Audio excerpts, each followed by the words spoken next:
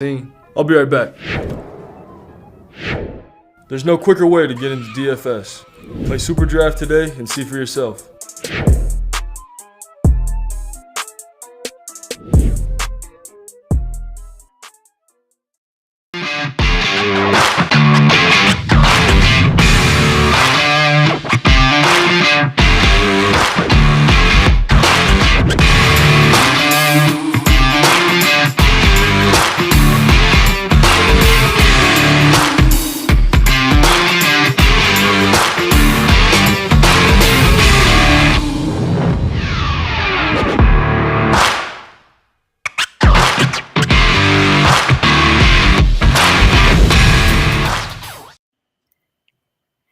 We are rolling with the tide. Ladies and gentlemen, welcome. We are live on Facebook, Twitter, and YouTube. Spencer, how you doing tonight? Doing wonderful. How you doing, sir? I'm living the dream, man. We got two quarterbacks from Alabama going on Twitter, complaining, whining to each other. We got Russia trying to take over another country, so they say. I mean, there's a lot of good stuff going on right now in the world. But you know what? Before we get started, I want you to hit that like button on YouTube. Subscribe on if you're watching us on YouTube, please subscribe. I mean, come on, we need some subscribers. We like subscribers. If you subscribe, guess what? We will like you. If you don't subscribe, we're not gonna like you so much. You watch us on Twitter, then follow us on Twitter. If you listen to us on podcast, please like, follow, however they do it on podcasts. But before we get started, we got to dedicate this show to the first responders and the military. And here we go.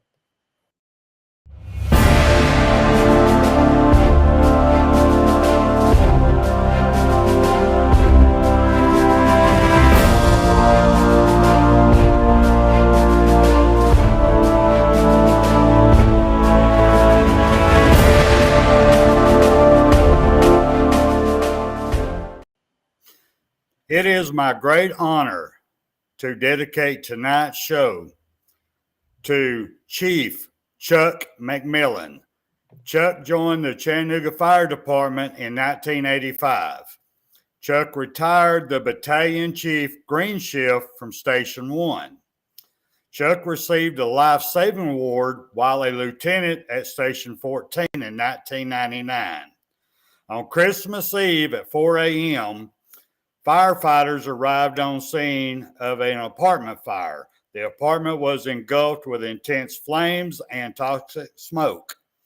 3 firefighters went into this burning apartment up the stairs to rescue 3 children. If not for the brave and quick response from Chuck McMillan, the children would not have survived. Firefighters, I got so much respect for them, y'all have no clue. Firefighters have to keep all their equipment, minds, and body at 110% state of readiness at all times. Plus, they find time to do community service in between all this. Firefighters do it for the love of the job, because it sure in the hell ain't for the pay, because they deserve a lot more money than what they're getting paid. Amen. And for these reasons alone, there's a lot more reasons when they go out for wrecks and everything else. Just for these reasons alone, every member of the fire department is a hero to me. Now, if everyone would be so kind as to bow your head. Heavenly Father, I know I am definitely not worthy to ask you for anything but for forgiveness. But I'm not asking for myself tonight.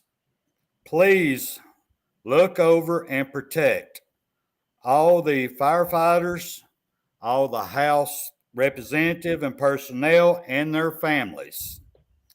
Please give them light when it's dark. And please lay your healing hands on them in the time they need healing. Amen. Amen. I feel bad because I may say a cuss word now. But here we go. Ladies and gentlemen. It is rolling with the tide. So one more time, give it up to my main man right here. He's a hero in my book. Chuck McMillan. Thank you for all you do. So Spencer, Yes, sir. What you been up to? You was on I'm 33. wide open, brother. All Just right, been so wide open. and for the people who didn't watch 33, I had questions. People got mad because people say I'm trying to ruin this man's life. I am not trying to ruin nobody's life. I have questions. I do not trust Auburn's athletic department, athletic director, whatever you want to say. I don't trust them. I think they lie a lot. They have been proven in the past to lie. So we got questions, and and we come up with a little segment right here. Is he lying? Because I think he did it. So here we go.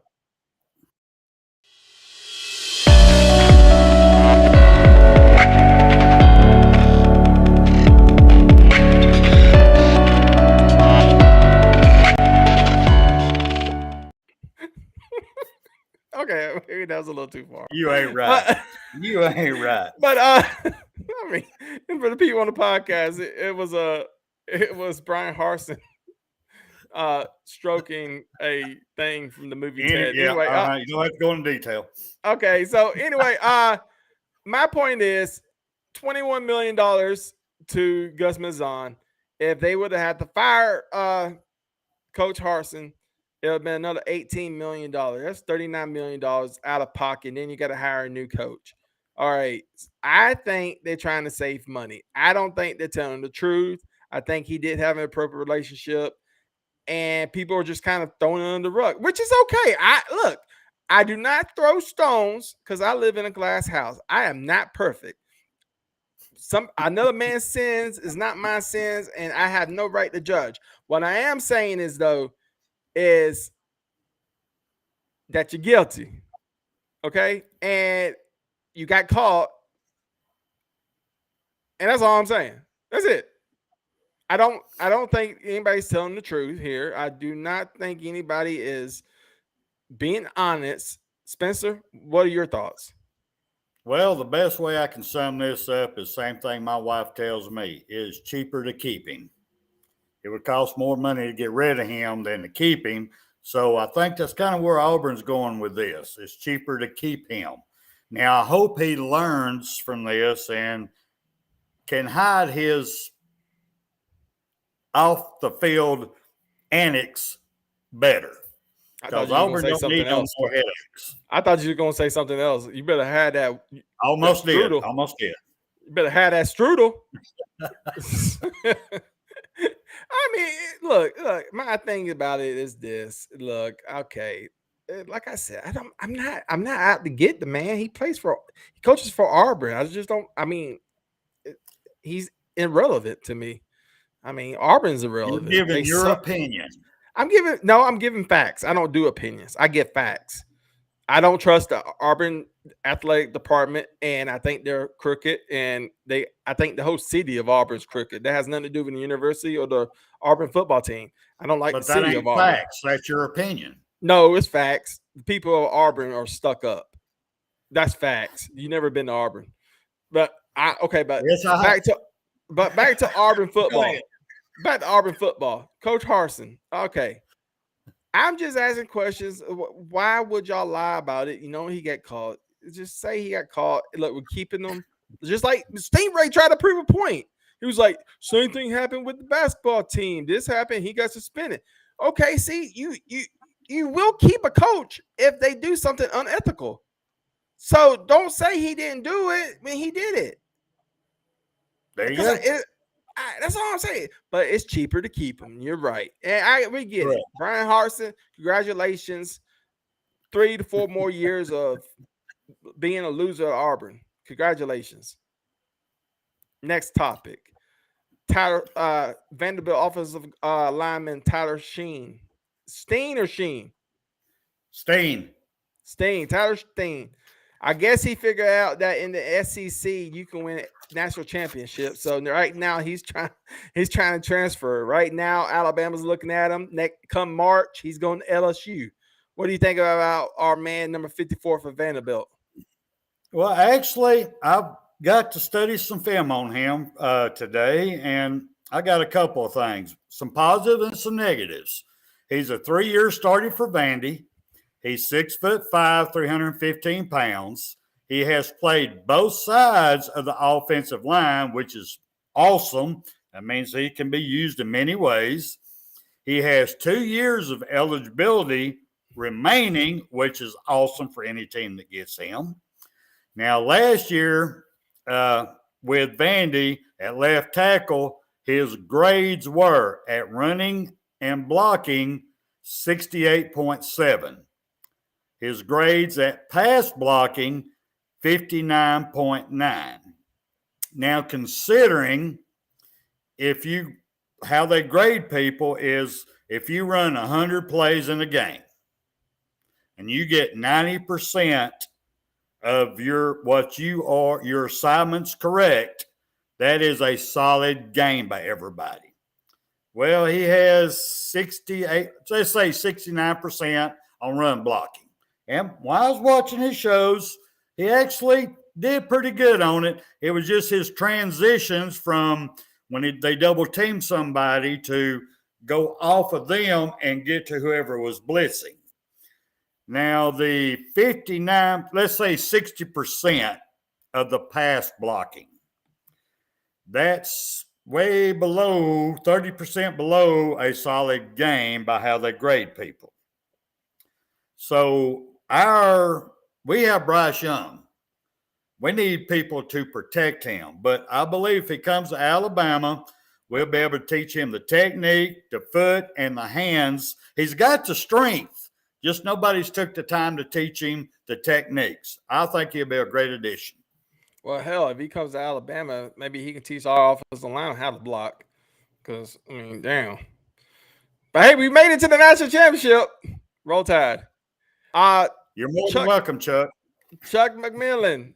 Yes, you saw your dedication. Yes, it came from the heart, my man. And, I say, she is gorgeous. Good-looking young man, too. No, I'm talking about the woman. Spencer? She's hot. She's always been hot. He's a lucky man. Yeah, I don't know what you was looking at. We'll move on. We'll move on. So, Arch Manning, ladies and gentlemen, I was about to introduce a segment called "Where Will He Sign?" Ladies and gentlemen, check this out.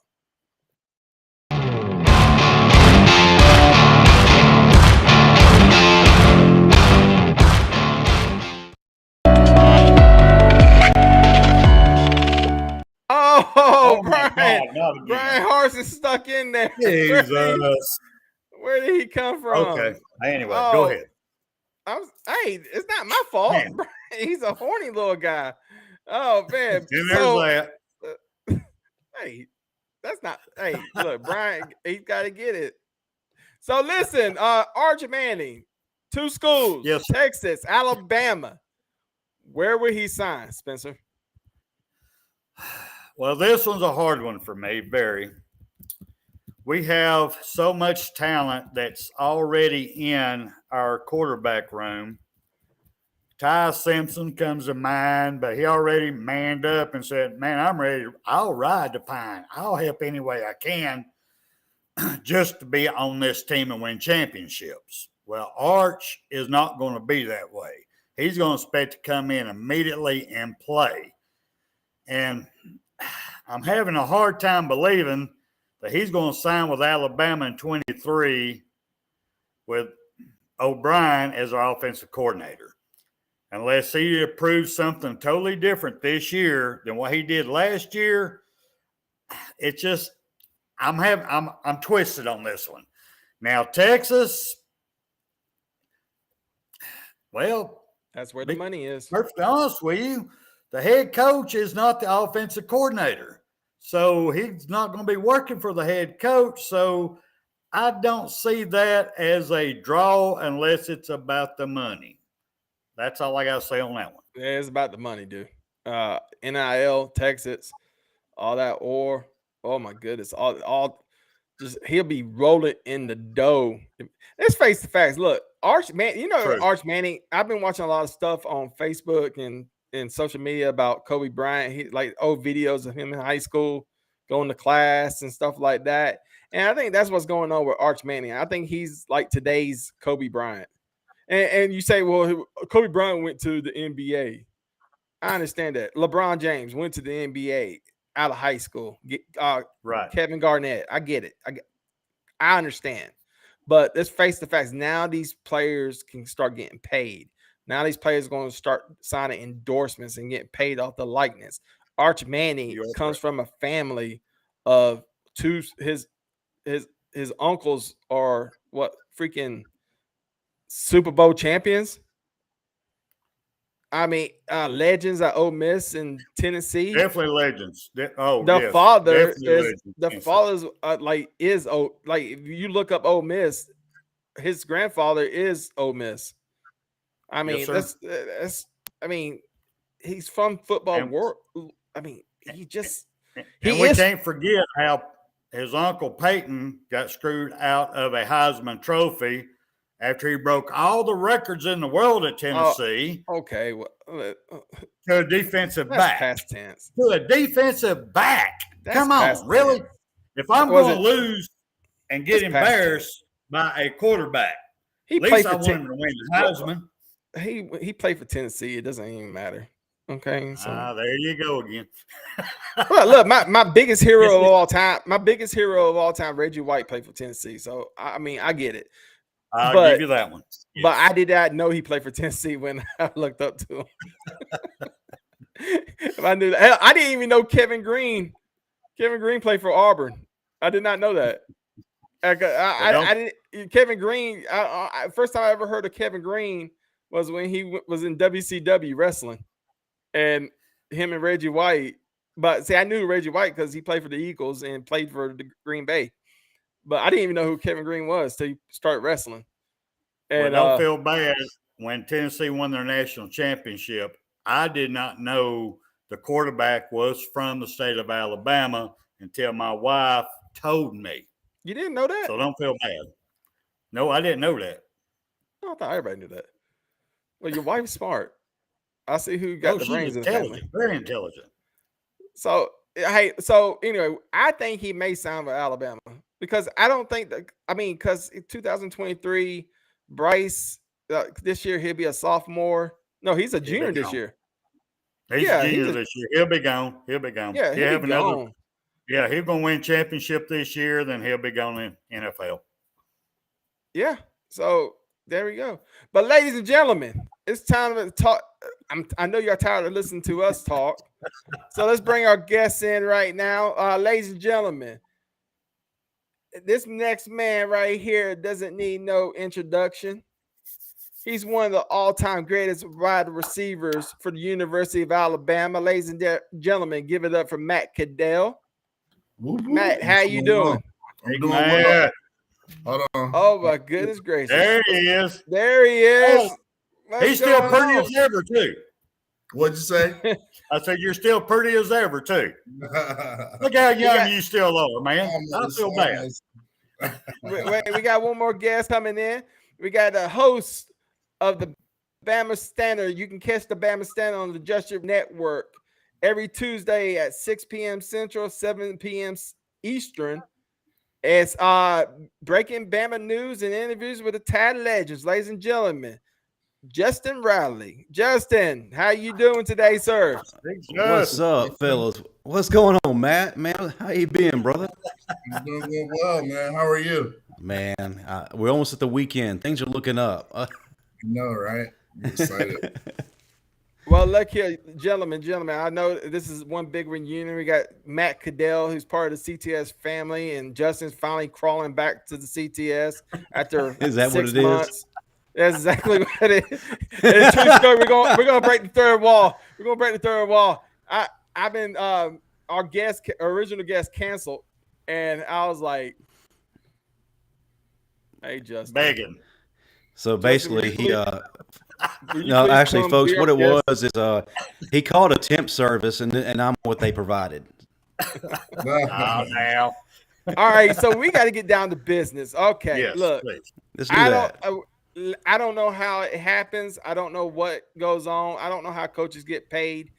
You two gentlemen know more about this than I do.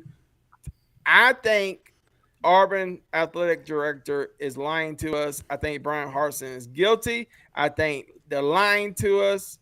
And quite frankly, I think he's guilty. If you don't believe me, I got proof. I got proof right here. It's right here. Hold on one second. Let me pull it right here. Look, watch this video. You'll see it.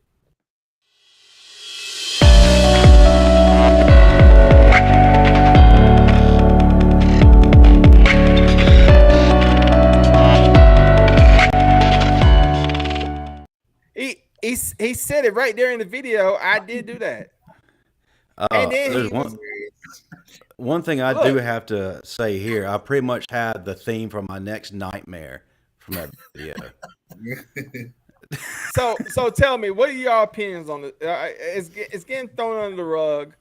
It's over with. Everybody's moved on. After this week, we're moving on from it. But what do you guys think? Is Auburn athletic director lying to us? Do you think he had an inappropriate relationship with somebody that he brought from Boise State? Me personally, I don't know. I haven't. It was just a lot of hearsay, she say, whatever I heard last week. But regardless, I still think you need to give the guy, a chance. Nobody's perfect, but you still should give him another year. But that's not true. I'm perfect. Well, yeah. Besides you, Joey, yeah, you're perfect. Yeah. Justin, I don't know. There's just a lot of speculation, like Matt said, a lot of he said, she said, Twitter drama. A lot of. The thing is, right now, you had to give the guy, like he said, a second chance. But can Auburn really afford to lose another coach? They're still paying the bill for Gus Malzahn. I don't know if they are done paying the bill for Gene Chizik, but that's a lot of money, and that's a huge buyout. But not only that, you fire him, you're setting back the program another 3 or 4 years. Is that something that they can really afford at this point to do? If he did do it, that's between him and his wife, and it's not something I particularly, represent or think is right. But you have to give the guy a benefit of the doubt, and you got to move forward and see what kind of product he can put on the field next year. Oh, yeah, I said the same thing. $39 million just for Gus Malzahn and him, and then you got to pay another coach. I forgot about Gene Chizik. They're still paying the bill for Gene Chizik. And he brought Auburn a national championship. And Lord knows they're still paying Cam Newton.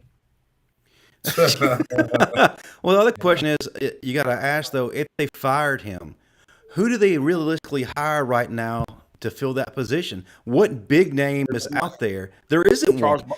Charles Barkley. Kevin Steele. Yeah, well, besides Sir Charles. But Kevin Steele, is that really a big name?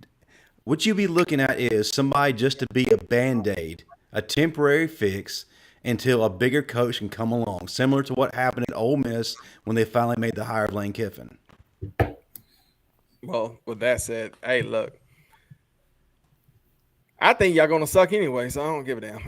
Let's move on. Tyler Steen.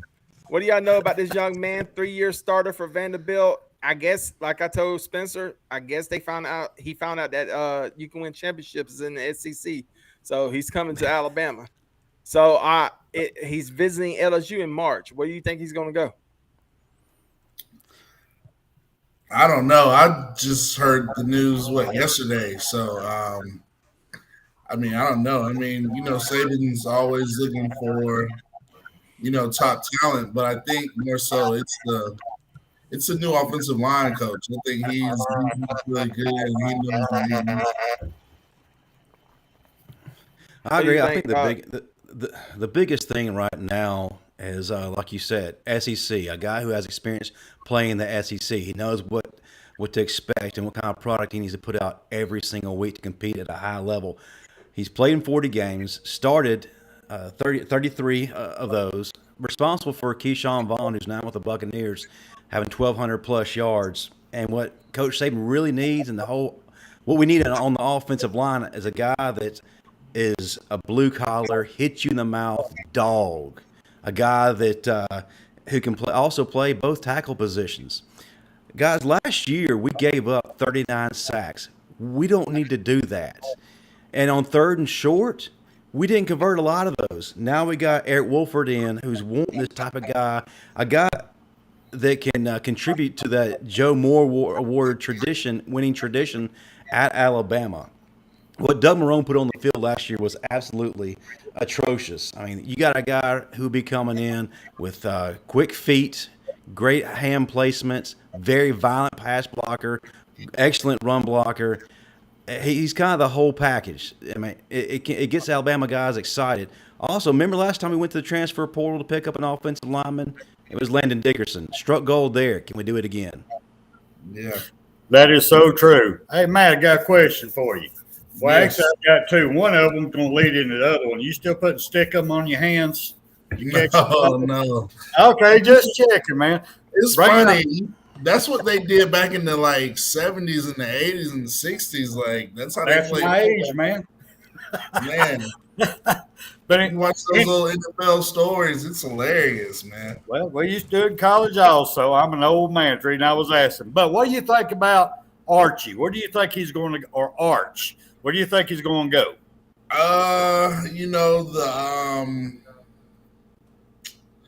The Alabama fan side of me wants to say Alabama, but I mean his recruitment it's weird. He's favorite. Certain schools are favorite. What 2 a week? It's like Georgia and Texas, and then No, it's Texas and Alabama right now. yeah. Texas and Alabama. So I think Alabama has a lot of momentum. It's just to see how everything's going to play out with Bill O'Brien next year, because I'm quite sure, Bama has a great year. Bryce does really well.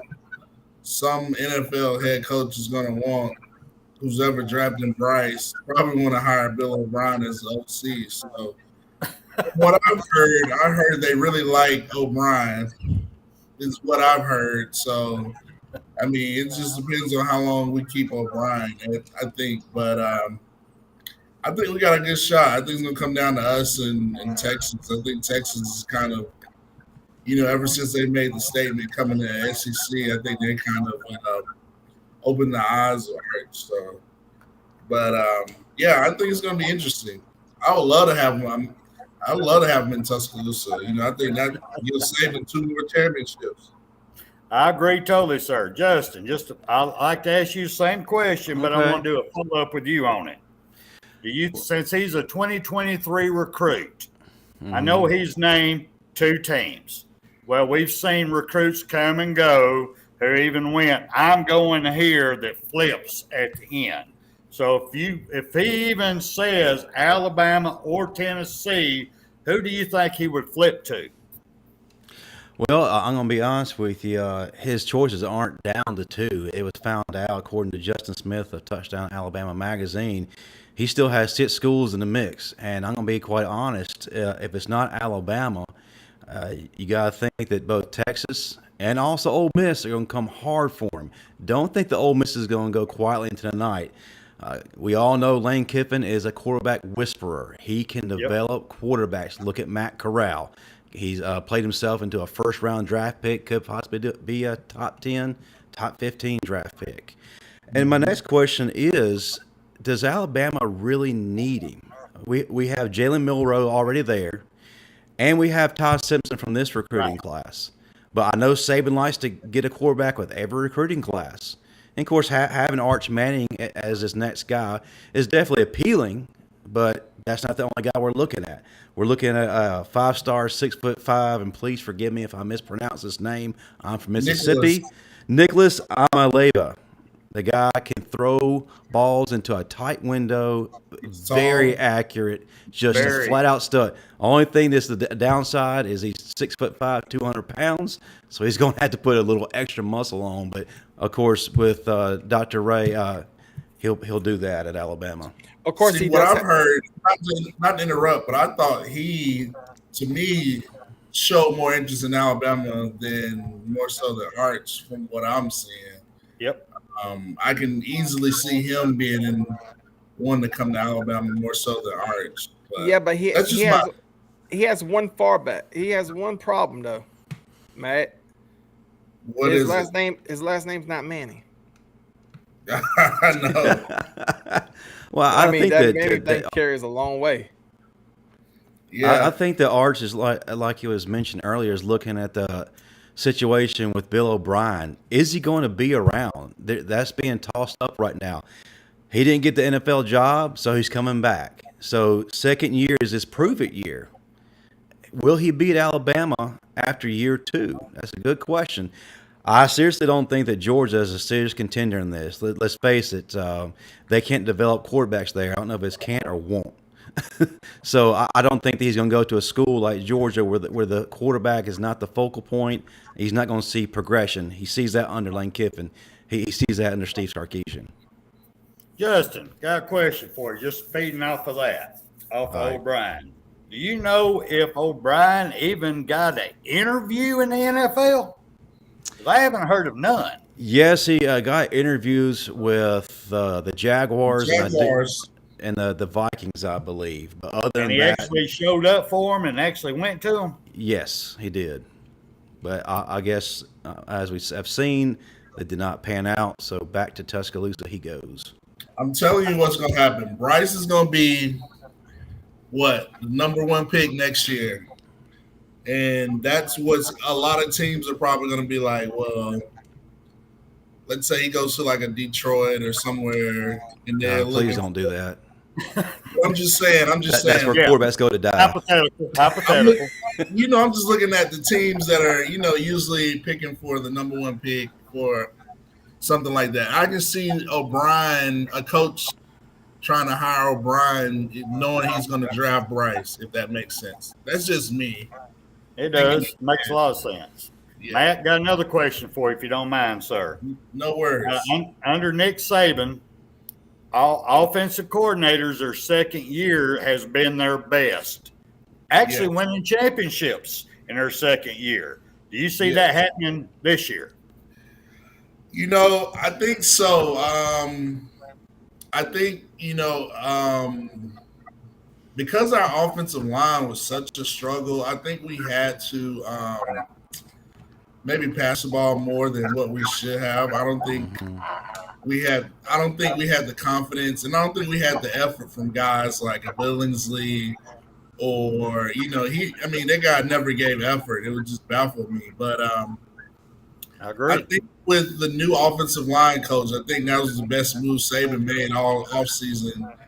To get the offensive line coach, a guy who's been developed, who's been to multiple Joe Moore awards. I mean, just about every recruit, big-time offensive lineman has Kentucky in their rankings or schools just because of this offensive line coach. And I think, the way the national championship game ended, where Georgia running it down our throats on defense and just being physical, I think that kind of, left a bad taste in Saban's mouth. And I think we're going to kind of get back to running the ball. I mean, we got a boatload of running backs, and I think we're going to get back to running the ball, being a little bit more balanced, and just, really dumbing it down and really just, if we need to score 50 points, then we score 50 points. But I still think it's going to be I think it's going to be very effective. I just think it's going to be Bill O'Brien's going to know how to coach the game, how Saban wants to control the game.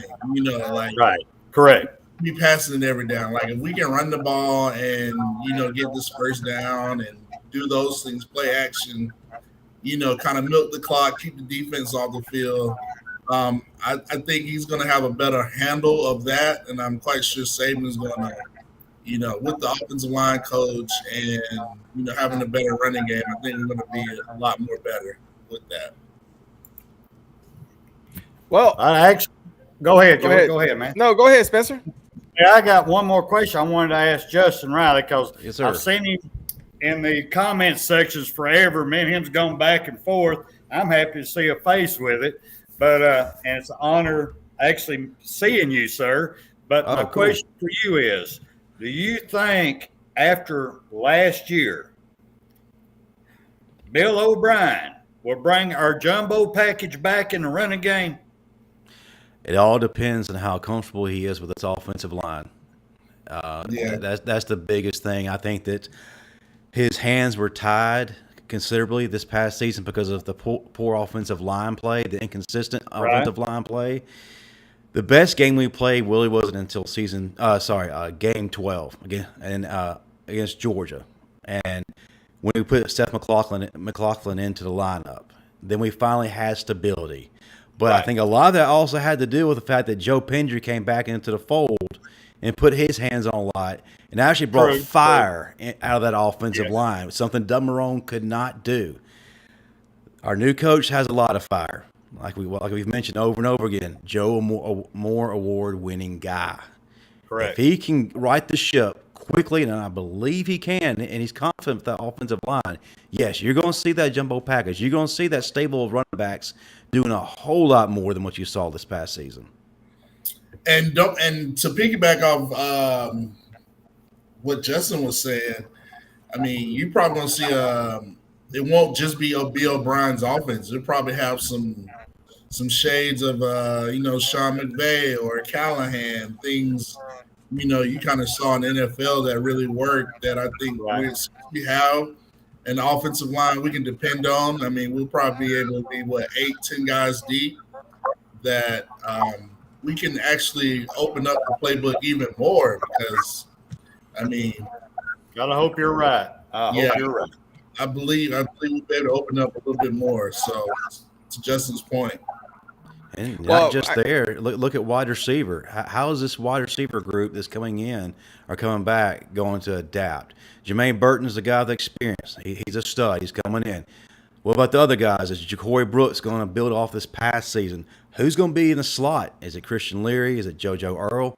Or is it Henderson coming in? So we really need to see how well those wide receivers develop. And just like old time, Justin interrupted me. Last question for you guys. Last question for you guys. Centennial Beard. I almost said Bird, Spencer. Centennial Beard. Justin, you interview him. I've been interviewing him. Matt, you know him. Yes. So this, we all heard what happened. It hit me pretty hard. I'm not saying that we're friends or anything, but I've talked to him over the phone. I've interviewed him a couple times. Matt, what was your memories of San Antonio? He was an older guy, but I never forget when I was in high school. I'll never forget Alabama went to Auburn for the Iron Bowl. And everybody from Auburn was just raving about Cadillac Williams, and I never forget he was like, "Well, if he's Cadillac, then I'm the Bentley Beard," or something like that. Yes, I remember that. I never forget that. I thought that was one of the most one of the best lines I've ever heard. But I've done a couple of interviews with him. He was a guy, always had a smile on his face. Just high energy. The little time that I got to meet him with him, but he's just a really down to earth, likable guy. And so, prayers to his family, and it was hard for them, and all parties involved. Justin, like I said, you interviewed him multiple times. You told me over the phone that your show, the Bama Standard, just recently had a tribute show to San Antonio. And you had multiple players, from guys who played with him and guys that knew him. How emotional was that to hear from guys that played with him? Because I mean, it hit me, and I only talked to the guy 3 times in my whole life. So I know if you knew the guy personally, because he was that type of guy. He made you laugh. I mean, if you ever got a chance to know San Antonio, I mean, he made you laugh. He was just joking. I mean, everything was just fun and games. What was it like on that show? Regardless of how many times you may have come across Antonio Beard, he was a guy that left a lasting impact in your life. He's a guy that made friends with everybody. He had no enemies. He, like Matt said, always had a smile on his face, full of life. He was a guy that was the whole damn show, but he also was making sure everyone else was too. He was a selfless guy that never complained. But to your question, as far as the guests, they're on Tuesday night. We had Justin Smiley, A.C. Carter, Salim Rashid, and Wesley Britt.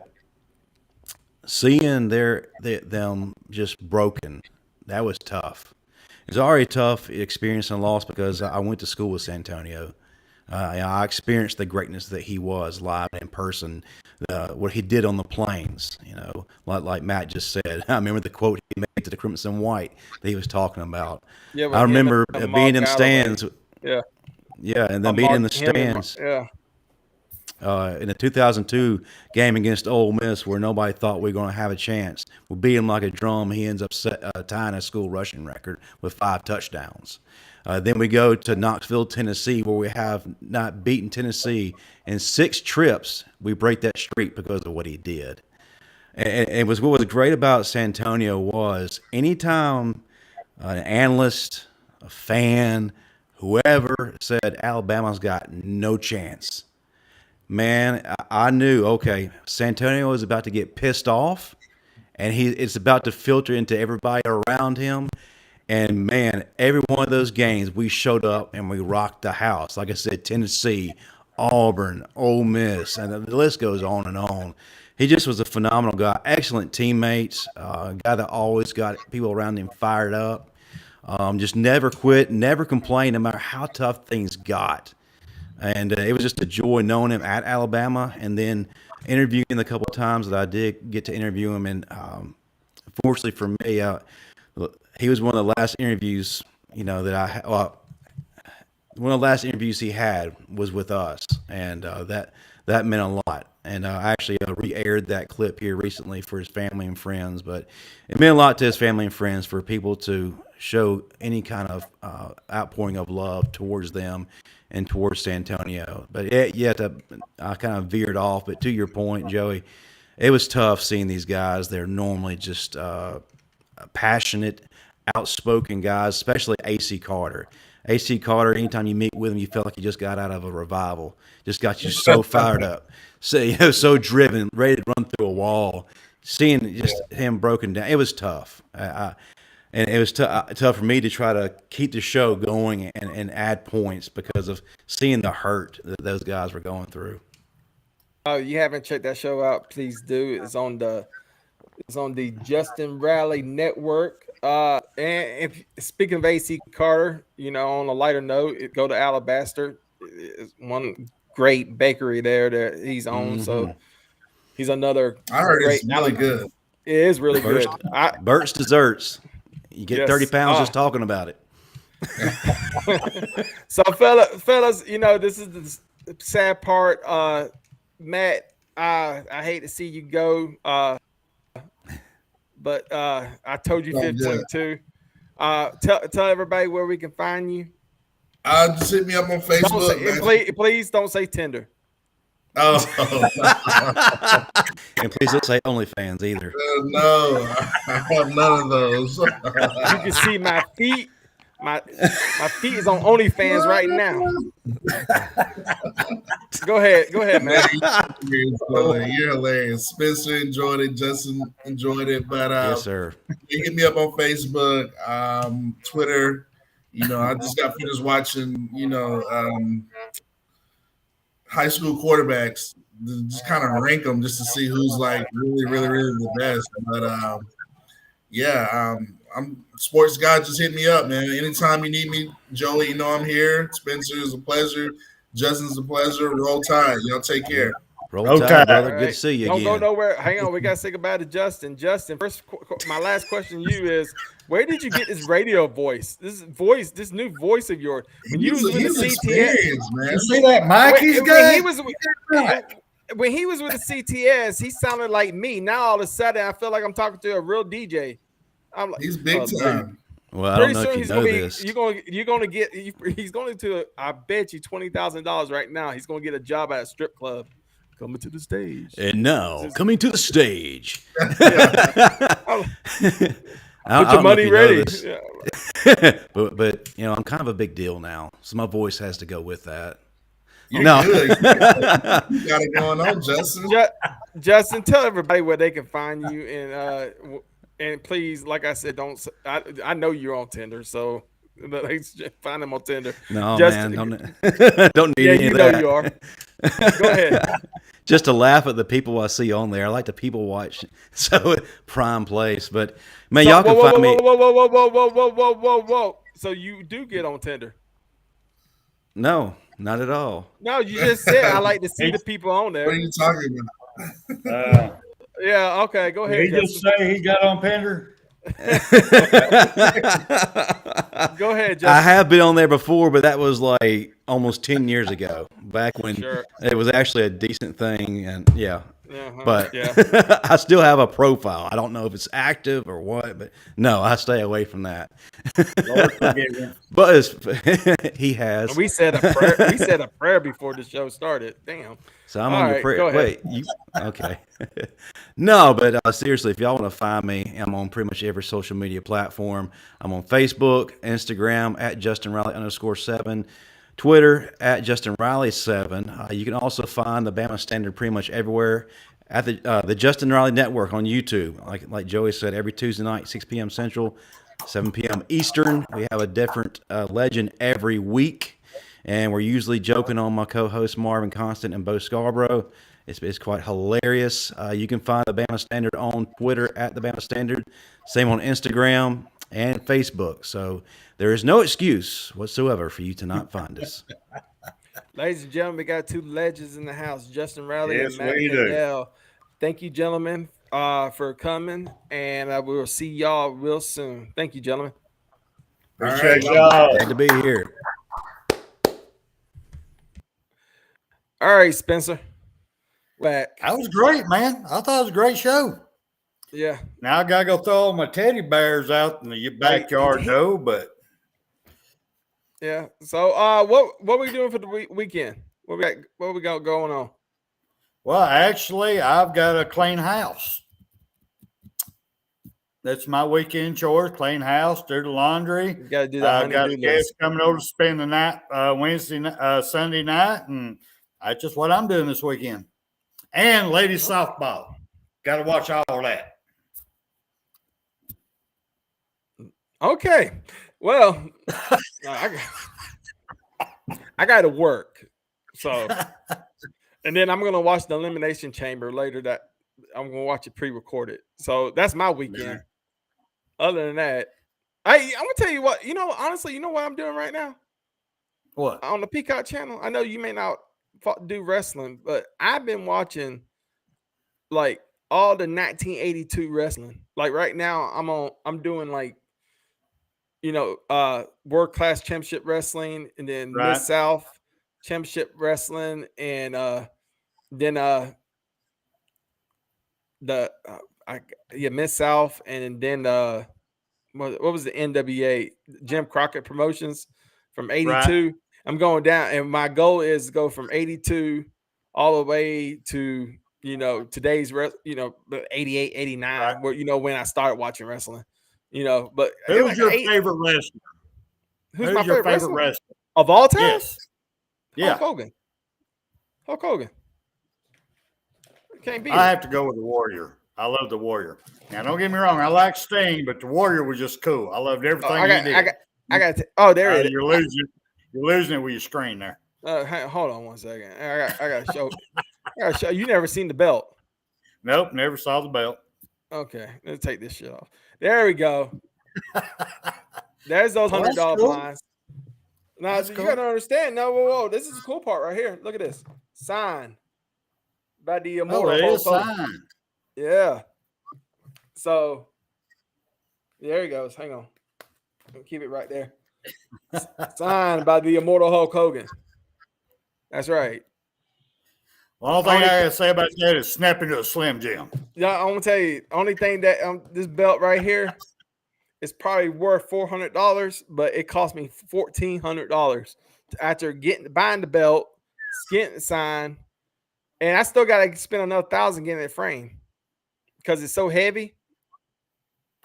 So I could have got me a Scottie Pippen signed jersey, a Tim Tebow jersey. Dude, I can hang it. No, I got but no, it just sits on my desk. It just sits on my desk. Oh, okay. I got plans for it, but but no, Hogan was my favorite of all time, and then of course You know, you got Dusty Rose, Sting, the Road Warriors, The Rock, you know, Macho Man, Randy Savage. That's when I said snapping this Slam Jim, Macho Man. But look here, ladies and gentlemen, we had fun with Rolling with the Tide. Please tune in. YouTube. Let's get us at 2,000 subscribers. Please, we're only 300 away. Yeah, 300 away. Just get us to 2,000. Give us some comments. I need to know how bad I suck. Give me some comments up in here now. I can tell you how bad you suck. I already know that. Can you believe how good Justin sound? I was like, damn. Well, did you see that mic he had? I mean, he has this thing that looks like this, you know, so he just don't have to, you know. I was just sitting there. You don't even have to shave. It hides his face. He never sounded like that. But he sounds great. All of a sudden, he leaves the CTS and he becomes a professional. I was like, damn. Oh, now I'm going to improve about that about me. Now I'm going to improve my craft. F you, Joey. Damn. Sound all clear and man. Too bad he's a virgin. Okay, Justin's gonna whoop. Hey, people don't know that Justin's like a power lifter. People don't realize how big that joker is.